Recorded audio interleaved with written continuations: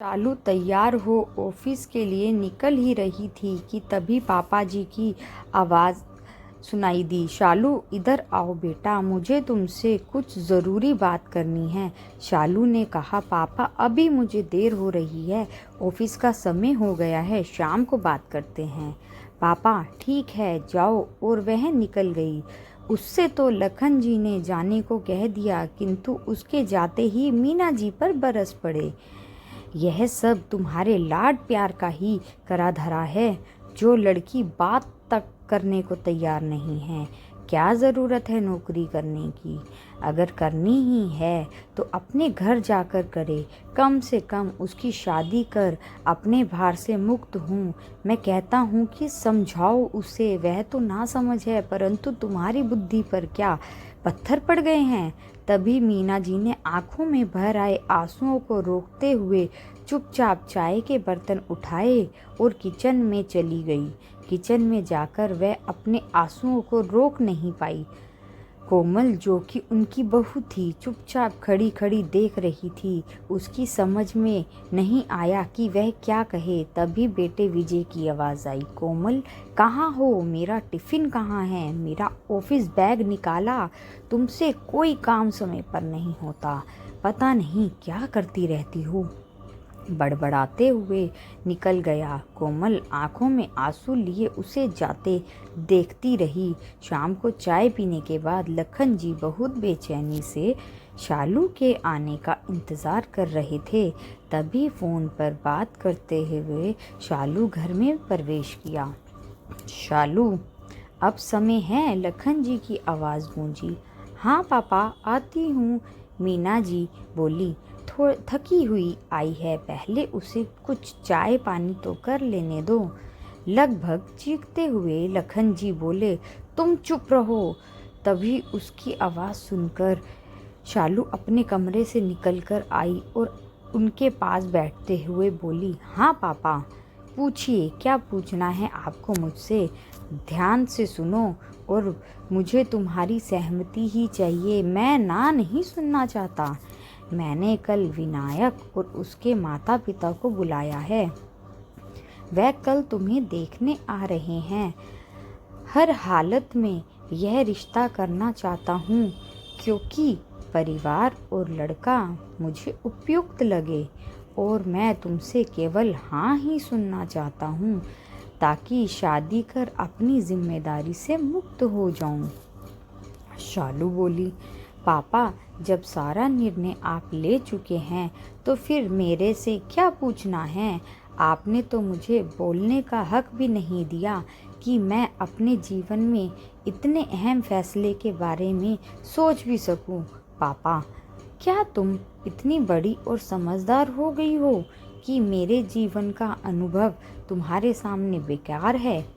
नहीं पापा, मैं ये नहीं कह रही, किंतु मुझे भी अपनी बात रखने का आप मौका तो दें। विजय भी ऑफिस से आ गया और वह भी वहीं बैठ गया। कोमल सबके लिए चाय बनाकर वहीं ले आई और वह एक तरफ खड़ी हो गई, क्योंकि ससुर के सामने उसे बैठने की अनुमति नहीं थी। शालू ने बातों का सिरा पकड़ते हुए बात शुरू की। पापा, मैं बस इतना कहना चाहती हूँ कि मैं अभी शादी नहीं करना चाहती, कारण मेरे भी अपने कुछ अरमान हैं, इच्छाएं हैं, जिन्हें मैं पूरा करना चाहती हूँ। मैं अपने पैरों पर खड़ी होकर आत्मनिर्भर बनना चाहती हूँ, ताकि कोई मुझे ये ना सुना पाए कि तुम्हें खाना कपड़ा देता हूँ, सिर पर छत मेरे कारण है। पापा, तू ये कैसी बातें कर रही है। अपने शौक अरमान सब जाकर अपने पति के घर पूरे करना, यदि पति और सास ससुर अनुमति दे तो, और यदि उन्होंने अनुमति नहीं दी तो कब और कैसे करूँगी। ये सब फिजूल की बातें हैं।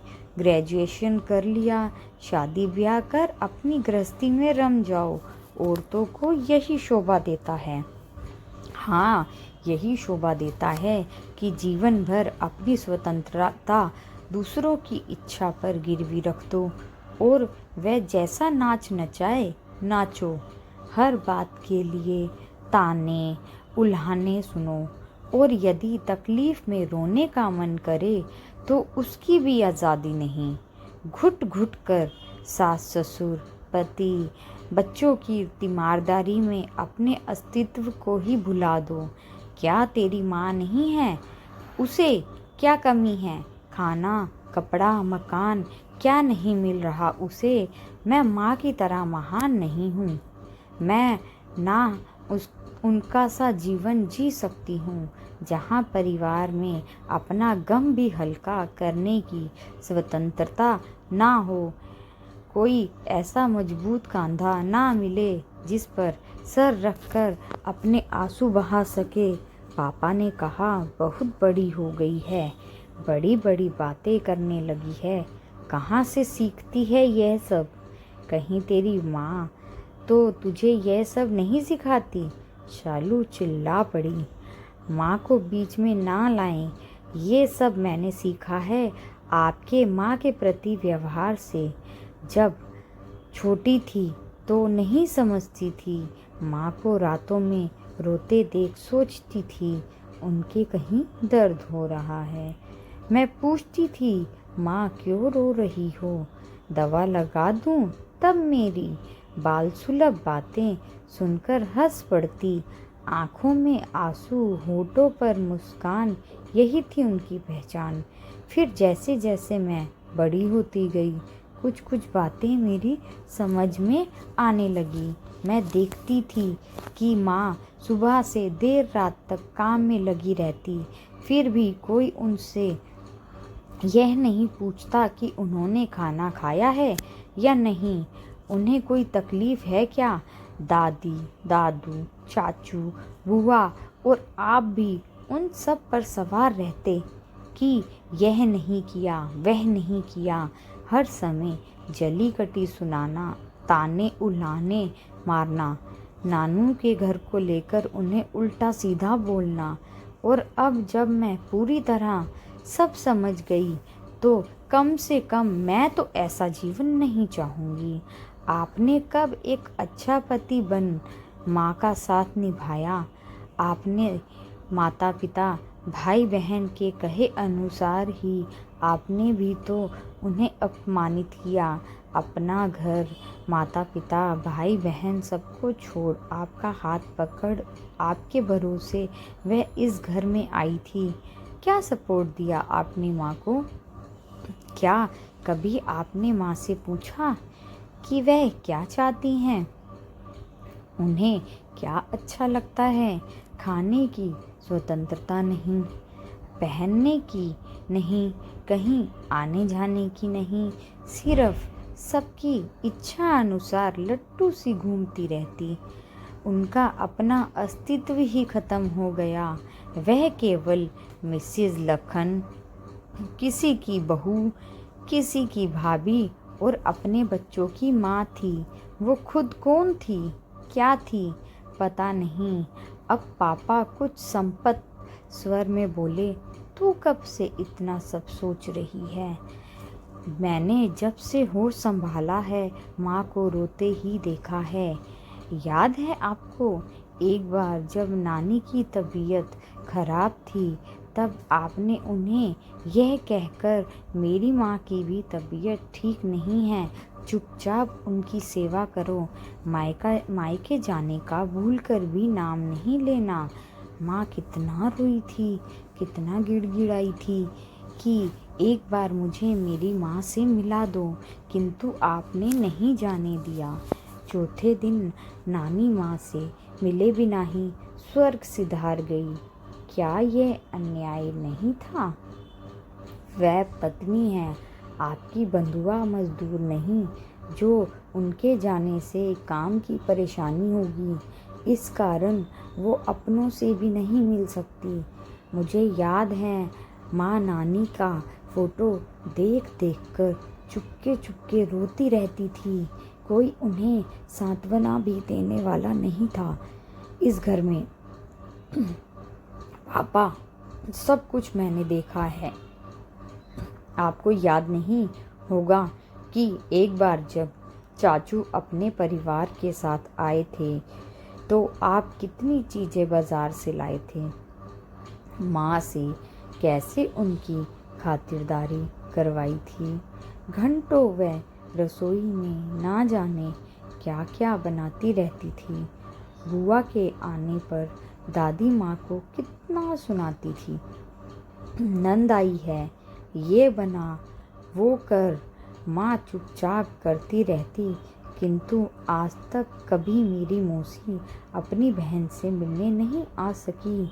मुझे याद है एक बार जब मामा आए थे, वह कितना कुछ लेकर आए थे। पूरे परिवार के लिए कपड़े, माँ के लिए अंगूठी, फल, मिठाई। फिर भी आपने उनसे सीधे मुंह बात नहीं की। क्यों पापा, क्या मैं गलत कह रही हूँ? बताइए, क्या ये सब माँ को बुरा नहीं लगता होगा? कल को मेरी ससुराल में आपका और भैया का कोई ऐसे अपमान करे तो क्या मैं सहन कर पाऊंगी? पापा, आपके माँ के प्रतिहार ने ही मुझे यह सिखा दिया। आपके व्यवहार की जो छाप मेरे बालमन पर पड़ी है, वह इतनी पक्की है कि ससुराल से, शादी से और पति नाम के जीव से ही मुझे डर लगता है। इसलिए मैं शादी ना करके स्वतंत्र रहना चाहती हूँ। आज बेटी की बात सुनकर लखन जी निरुत्तर थे। वह कहीं भी कुछ भी गलत नहीं बोल रही थी। आज वह अपने व्यवहार के प्रति शर्मिंदा थे। फिर भी वह अपनी बेटी को समझाते हुए बोले, बेटा, जैसे 5 उंगलियां बराबर नहीं होती, वैसे ही हर ससुराल और पति भी एक जैसे नहीं होते। फिर हमारा ज़माना और था, अब नई पीढ़ी में बदलाव आ गया है। नई पीढ़ी के बच्चे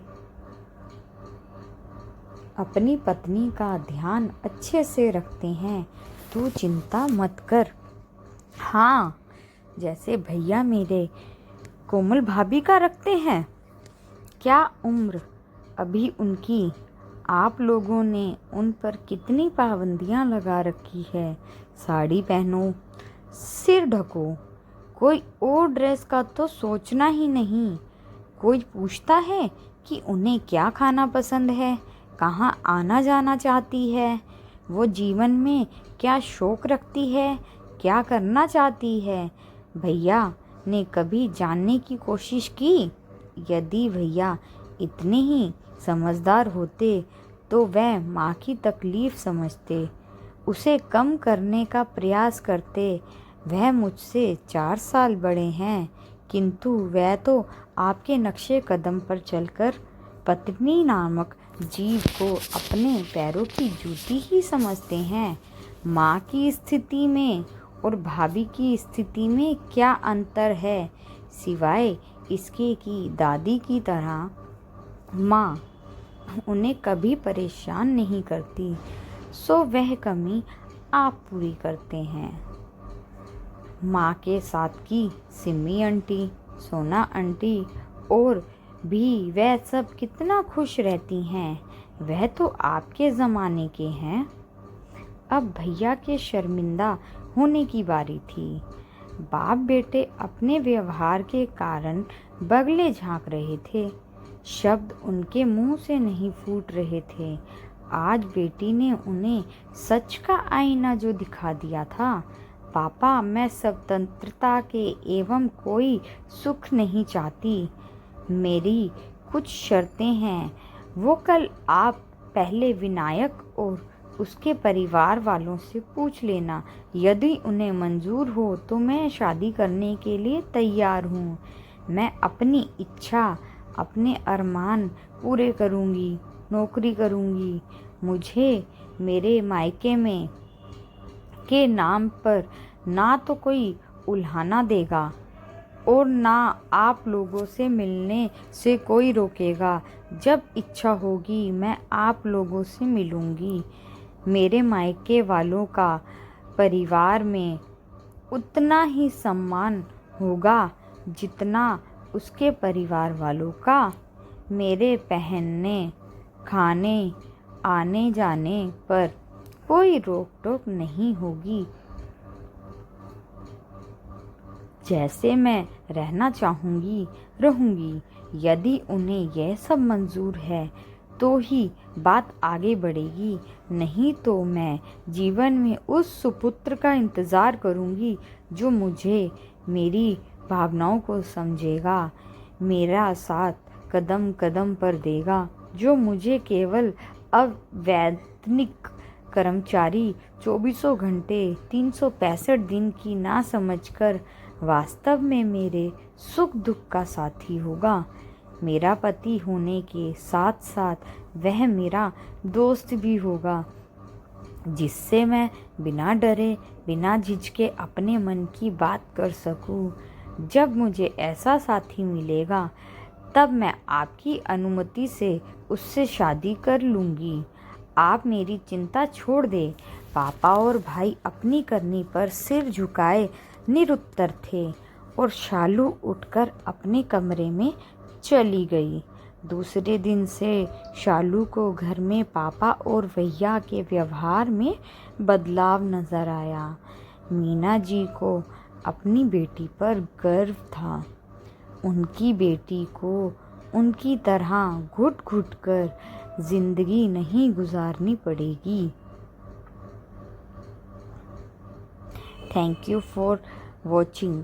please like, subscribe and share my YouTube channel.